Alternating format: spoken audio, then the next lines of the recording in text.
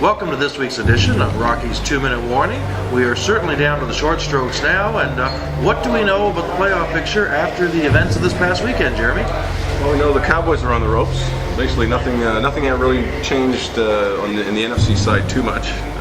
San Francisco's clinched the division, but they've helped New Orleans stay in the hunt for the number 2 spot. San Francisco, I believe, plays Pittsburgh this weekend, so they're up against it a little bit as far as getting the number 2 seed and getting the bye. I'm going to skip the East because that's very complicated. We'll talk about that in a second, I'm sure. The North, Green Bay obviously clinched the division. Question for you: Jennings sprained his ankle pretty bad on the weekend. Do you think the Green Bay starts resting some guys coming into the end of the year, or they shoot for the 16-0?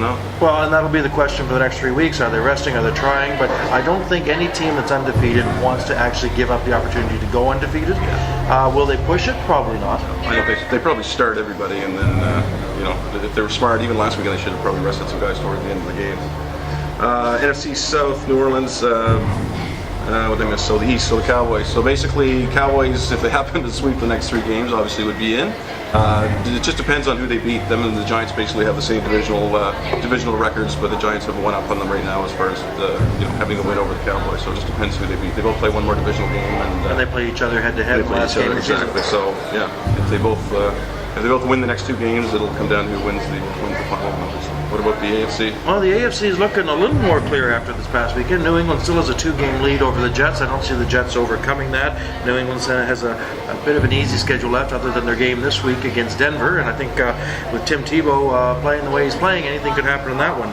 Over in the North, Baltimore and Pittsburgh are both tied at 10-3. Pittsburgh has a tougher schedule. As you said, they're playing the 49ers this weekend, and I expect Pittsburgh to lose.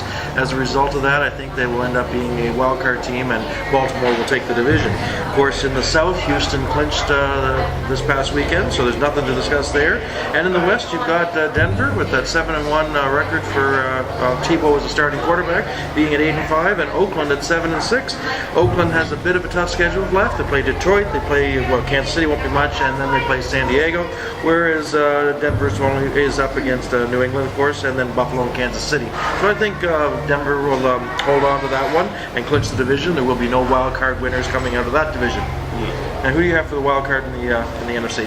I think Atlanta's pretty much a shoo-in. If you look at their record, they've got the advantage over all the basically the other teams that are in it.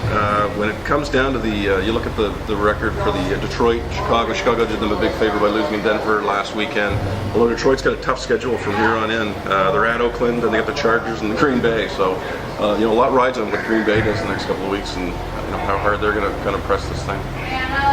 And of course, week 17 is always goofy week anyways, because nobody really shows up to play. Detroit has they basically have the tiebreaker advantage over almost everybody. So if they can just maintain their record and win a couple of games here, they're pretty much sure into the other wild card spot. Well, technically in the AFC, Oakland is still in the hunt for the wild card spot, but I think it's going to be Jets and Steelers, and then your divisional winners, and that'll wrap up that one. So, who are your sure bets for the week? I'm going to take Atlanta at home against Jacksonville, New Orleans on the road against Minnie, and Seattle in Chicago. I'm going to take Chicago in that one. I've got San Francisco over Pittsburgh, the Giants over Washington, Arizona is going to beat Cleveland. And your upset? Well, I'm going to disagree with you on the Giants game, and I'm going to take Washington over the Giants simply because I need Washington to win to get my Cowboys in the playoffs. Oh, I love when the heart overrules the brain. That's a divisional game. That could be a tight game. Oh, indeed it will. And I'm going to go with a huge upset here. I think I'm going with Tebow and Denver to knock off the Patriots this week. Also, we want to acknowledge our boys, the Sea Dogs, Jonathan Huberdeau and Nathan Beaulieu, who both made it to the World Junior Team Canada. Hope you guys can bring home gold for us. That, of course, starts on Boxing Day. And reversing the trend of last week's abysmal Monday night game, this week we do have that Pittsburgh-San Francisco matchup, so make sure you're tuning in. And if you're in a football pool, don't forget that next weekend all the games are going to be played on Christmas Eve, so your football pool picks will have to be in on Saturday at 1 o'clock. That's this week's edition of Rocky's 2-Minute Warning.